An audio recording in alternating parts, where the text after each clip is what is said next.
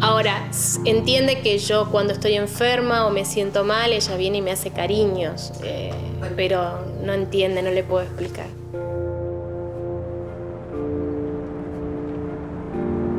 Por lo tanto, bueno, me pregunto qué va a pasar cuando se aproxime la edad y yo no sé si la voy a poder ver desarrollarse plenamente.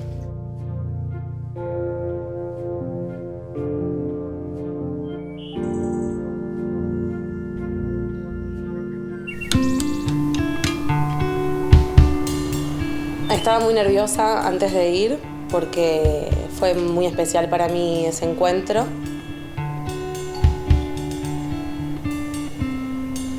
Cuando llegué fue muchísimo más hermoso de lo que podría haber imaginado. Ella me recibió con un abrazo como si nos conociéramos de toda la vida. No conocía a Vero hoy su trabajo y puse a investigar, que siento un orgullo muy grande y la verdad que me encanta poder contar que Vero sea la que va a ilustrar y la que va a llevar este proyecto de mi vida adelante, así que la verdad que es un placer. Volver a tener contacto con... Es fuerte encontrarse con alguien que tiene esa enfermedad. Es la primera persona que yo conozco que, más allá de mi papá, que tiene esclerosis múltiple. Me han hecho llorar. Algún lugar de mi corazón se veía como afectado por la situación, desde un lugar positivo, pero también como movilizante. Primero me sorprendió verte como tan bien. Yo no sabía bien cuál iba a ser el estado de enfermedad, de cómo la verdad es que estoy sorprendida, como estás perfecta, como que no tenés nada. Vos dijiste el otro día que te considerabas sana. Sí, en este momento sí, me considero sana porque yo me siento bien y porque puedo hacer vida normal. Yo hago vida absolutamente normal. ¿Y hubo algún momento en el que sentiste como que no pudiste? Sí, eso fue al principio. Cuando yo comencé con la enfermedad fue en el 2006, 2007. Cuando a mí empecé con los dolores de cabeza, pasaba 3-4 días tirada en la cama, sin poderme mover. Y el tema es que fueron agravándose, visión doble, empecé a perder la sensación de la mitad de la cara. La lengua me costaba moverla porque tenía la mitad de la lengua inmovilizada, todo el lado izquierdo. Yo tenía 26 años, pasé a que mis papás me vistieran, me bañaran, me cortaran la comida. Cuando quedé la mitad del cuerpo paralizada, todo el lado izquierdo, durante un mes. Hasta que voy a este médico, me hace una placa, no logro tener el diagnóstico de parte de esta médica porque no logro verla y pasa un año hasta que yo llego al médico que tengo ahora. La esclerosis que yo tengo es justamente recurrente. A principios del 2014 conocí al que es mi esposo. Con un poco más de confianza por parte de mi médico decidí emprender este viaje de ser mamá. Lo habíamos charlado mucho con mi médico. Él era el que me incentivaba más a ser mamá. Me explicó que durante el embarazo el bebé iba a ser mi protección.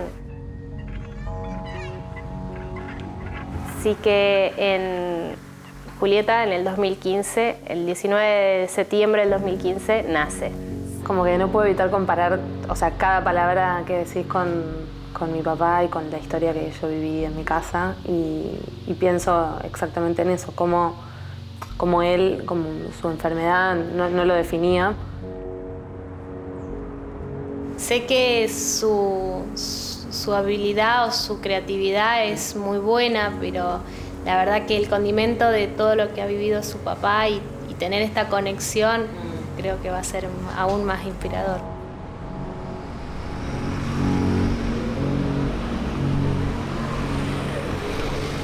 Hay una anécdota que describe mucho cómo fue vivir así, que yo estaba una vez con mi papá, nos tomamos un colectivo y una persona le dejó el asiento y yo era chica y no entendí por qué. Y le pregunto, ¿por qué te dejaron el asiento? De la falta de percepción de esa falta que tenía mi papá o esa discapacidad motriz o esa movilidad reducida que él tenía, porque para mí digamos, era el papá que yo tenía, no era una enfermedad, simplemente mi papá era así y tenía una pierna dormida y una mano dormida. Ese fue el padre que yo tuve.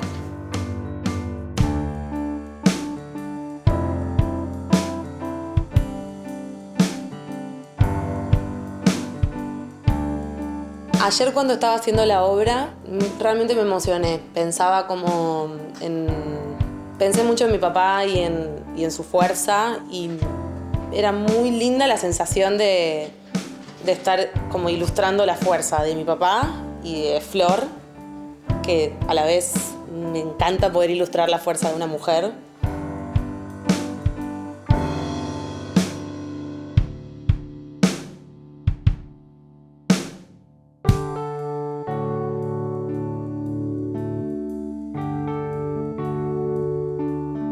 Y sí, me da miedo que no le genere nada, me gustaría que le genere alguna emoción. Y sí, es como que obviamente siempre uno tiene miedo de que al otro no le llegue lo que uno está haciendo, pero como que trato de volver a ver, yo lo hice con el corazón, de verdad, y algo le va a llegar, espero.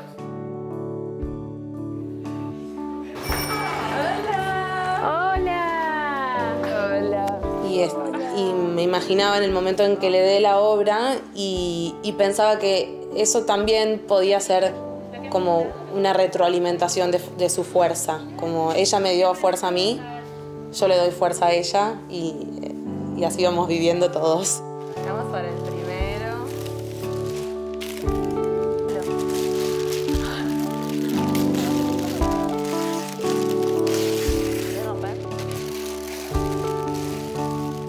La verdad que me sorprendieron mucho de que haya podido expresar mediante una imagen, mediante una ilustración, lo que yo he sentido todos estos años, he vivido todos estos años.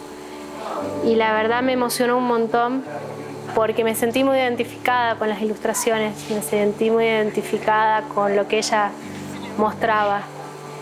Y la verdad es que me emocionó muchísimo, me llegó al alma y me hizo sentir, no sé, especial. Me hizo sentir muy especial.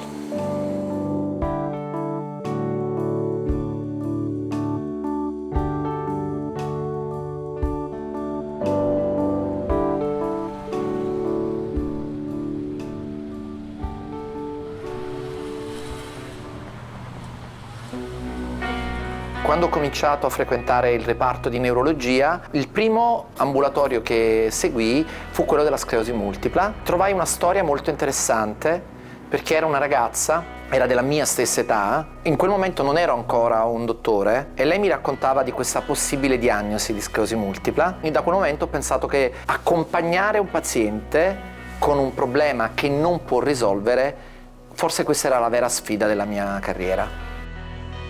Vive con la sclerosi multipla a fasi alterne, non ha impedito di avere una vita, infatti si è sposata, ha avuto un bambino, adesso siamo a metà tra il paziente e l'amico. La sclerosi multipla è un problema di salute del sistema nervoso centrale che ha una doppia componente, una componente infiammatoria e una componente degenerativa dovuta all'infiammazione. Soprattutto nelle prime fasi l'infiammazione prevale nel sistema nervoso centrale e questa infiammazione provoca un danno che poi col tempo può provocare una degenerazione. E questo lo switch tra una forma di infiammazione e una forma di degenerazione che noi dobbiamo impedire e che stiamo cercando proprio di impedire.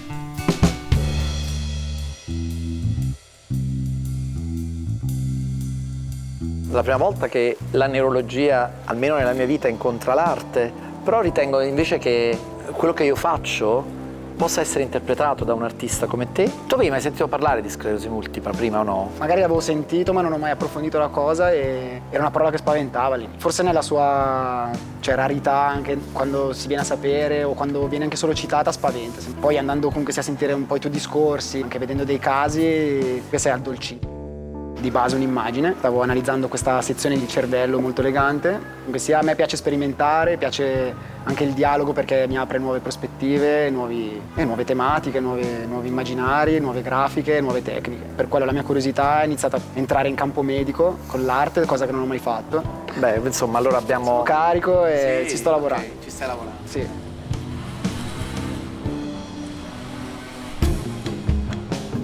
Della mia carriera come medico che si occupa di sclerosi multipla ero impegnato in un tipo di ricerca un po' più tradizionale, una ricerca clinica e soprattutto incentrata sulla risonanza magnetica. Stava dando dei risultati molto importanti riguardo alla sclerosi multipla perché aiutava tantissimo nella diagnosi e nella progressione della malattia, a capire, ad intuire qual era l'andamento della patologia. Poi nel 2012 è cambiato tutto perché con l'avvento dei social network io avevo sempre più l'esigenza di essere chiaro con i miei pazienti. I pazienti già dal 2012 venivano in ambulatorio, i primi 10 minuti della visita dovevamo parlare di ciò che loro avevano letto sui social network, sui loro dubbi rispetto a quello che leggevano. Nel 2012 quindi io ho creato un social network interamente dedicato alla sclerosi multipla, dove chi è iscritto sono pazienti o familiari di pazienti e anche qualche medico che si occupa di sclerosi multipla. Questa esperienza ha avuto molto successo perché ad oggi abbiamo 13.000 pazienti e interagiscono tra di loro. Quando però si scrive di medicina o di scienza, c'è lo staff medico e psicologico che vigila e controlla che quelle notizie siano delle notizie scientificamente valide.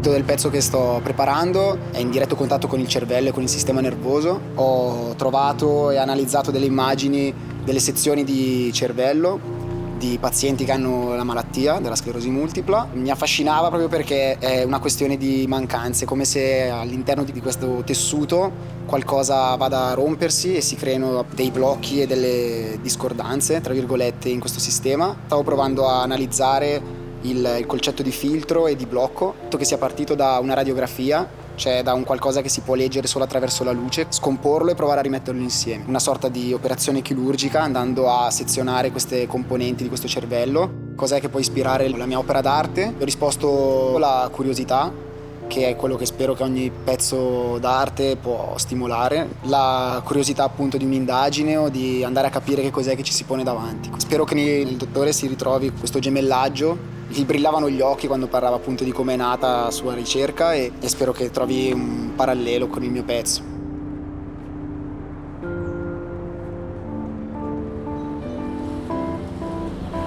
Quando ho visto le sue opere erano sempre una sorta di opere in cui c'era un'immagine, ma era un'immagine molto interpretabile.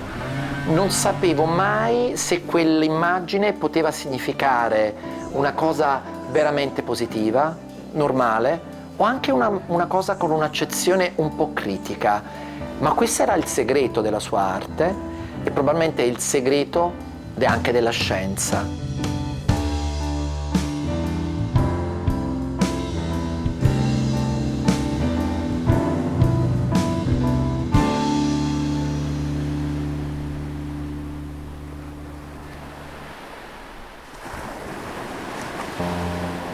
I remember it very, very clearly. I think everybody remembers that moment of diagnosis. I remember it in particular because it was Jean's birthday. When she got off the phone, she just burst into tears. And in that moment, I recognized that my role was already going to change. And I tried to do my best to be super positive and super supportive. I saw what she needed, and I tried to be that person for her.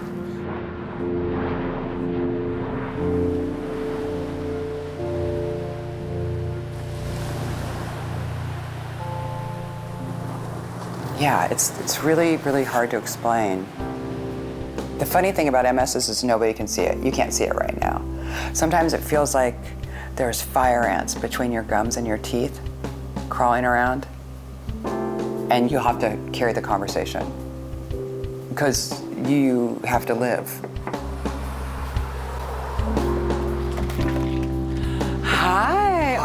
good to meet you. Good to meet you too. How are you doing? Thank you so much for having me in your house. So for what I do, generally I do, oil portraiture. That's what I love to do. Sometimes I do extra things in it. Sometimes I make narratives. It all depends on how I feel about our conversation, what I get from you, what you feel comfortable with, what I see.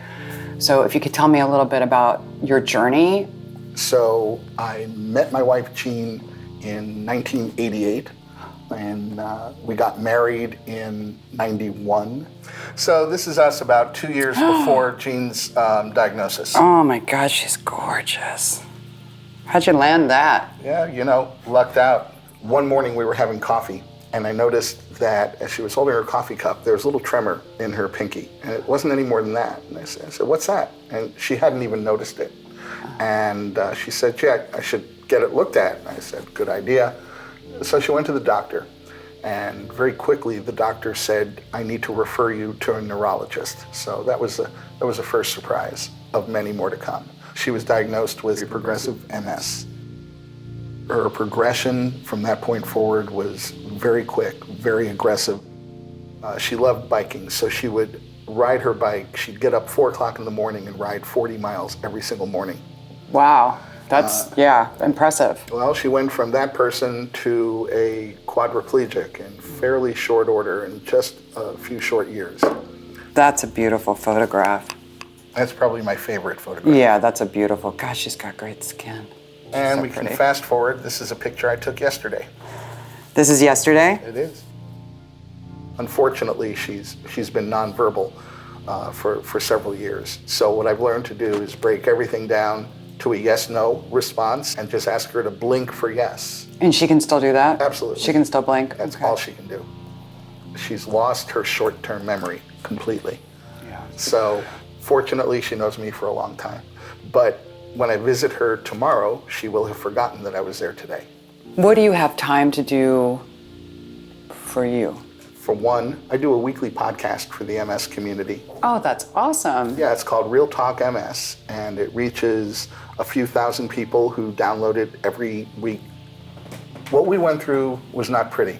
It was not fun. It was not the movie of the week that ends up with a happy resolution, unfortunately. It was more like watching a train derailment in slow motion that never seems to end. Yeah. That's how it felt. And if I could help somebody avoid that, if I could keep somebody from experiencing everything we did, that would be okay. But see, that's hope. That you can possibly change it for someone else. So I would like to paint your portrait.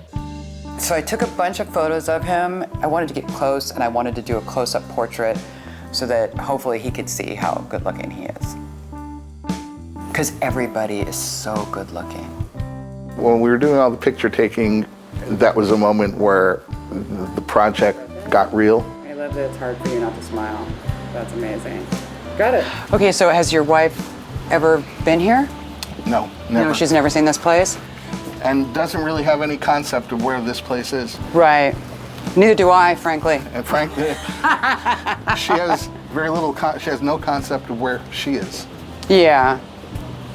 Her world But has you know gotten what? very, very small. You know where she is. I do. And she knows that. She knows I'll be there. And she knows you'll be there. Yeah, that's true. That's so awesome. So you haven't been able to work this entire time. I mean, have you even been able to work since she got diagnosed? Not a lot, I'll say that. I basically became unemployable. Me too. We're unemployable together. We are. Yeah. All right. I'm gonna get in the car. I can't wait to see you in a couple days. I I'm can't really either. super excited, and I So hope am that I. you're not like. No, I can't I wait. mean, there's always that thing where you think somebody's gonna hate what you do, but I'm hoping that I got enough of you today that I can make something that will make you happy. Okay. All right. Hugs. I'll see you in 2 days. Sounds great. Okay. Bye. Bye. Of course it affected me to hear what his wife went through.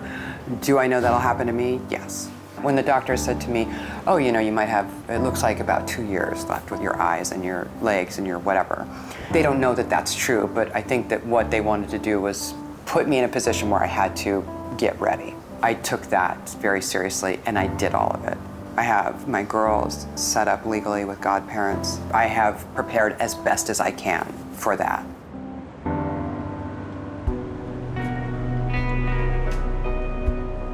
Our move started the day of her diagnosis because I needed something that was going to get her mind on something else. And one thing I knew about her is she always wanted to live at the beach. That was her goal from before we even met.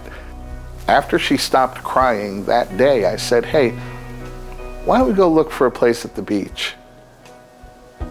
I would say within 6-8 weeks of her getting her diagnosis, we had moved to a 2,700 square foot beachfront apartment right on the sand with nothing but, amazing views of the ocean. We lived there for 13 years and truly enjoyed every single day. Our home, I think, transitioned over the years from what would look like a pretty normal home to what would look like a pretty normal clinic. In spite of that, she was being hospitalized fairly regularly for one thing or another. She was in the hospital for one stint, and when it was getting close to her discharge, her doctors weren't recommending she come home, they were recommending she go to a skilled nursing facility. Of course, my first reaction to that was, well, she can't because I promised her that she would never go to a nursing home, so I had to keep my promise. And their response is, everybody says that, and when you say that, the circumstances are different than they are today. And she also was not happy about this at all, which made it even more difficult because it wasn't her doctors or anybody else. I was the bad guy in this. It was my fault.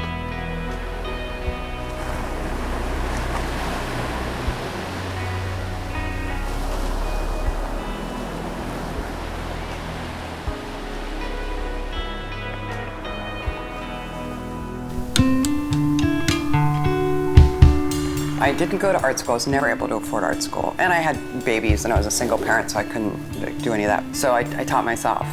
So the girls are young. I would paint at night while they were asleep. And I found the best place to paint was over your oven, because every oven has a fluorescent light above it. It's the best light to paint under. It doesn't get hot and it's super illuminating. But I gotta sit down, you gotta make room. I know it's your chair. If I had to describe what MS is like to someone, I would say, so if you attach those Acme anvils or sandbags to your wrists and your ankles, and you experienced a pain like labor, MS is like that. My hands will start to cramp now. So I was using my kids' shoelaces. I took them and I wrapped around my hand. I was using that to hold the paintbrush, which actually was really helpful. Then somebody gave me a bra strap. They're like, try this, and it's elastic, and that worked much better. I was gonna do this portrait of him with so many things around him and put all the things he does because he's so busy, and then it all fell away, and now I just wanna do a simple portrait of his face because he is what is keeping it going. He doesn't seem bogged down by any of those things. He doesn't seem resentful. He seems eager and happy, almost like he was made to do it.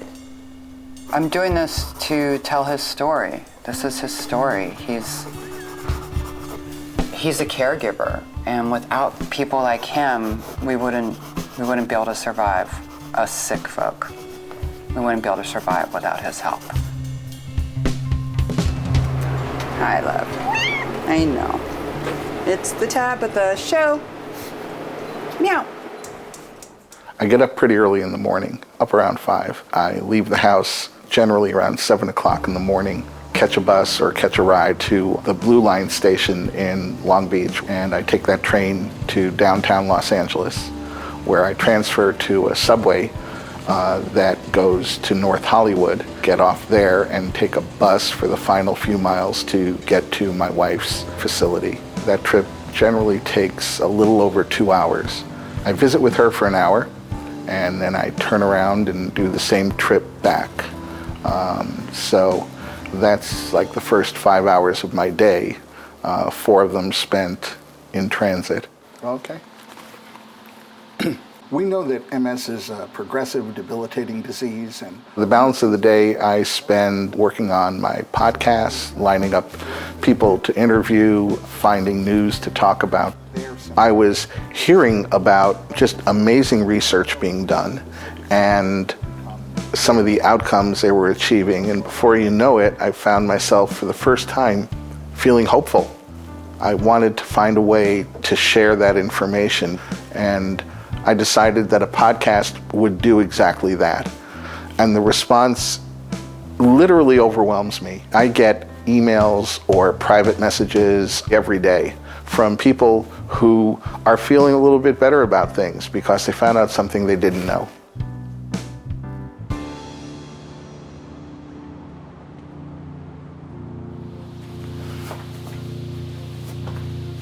Wow. Wow.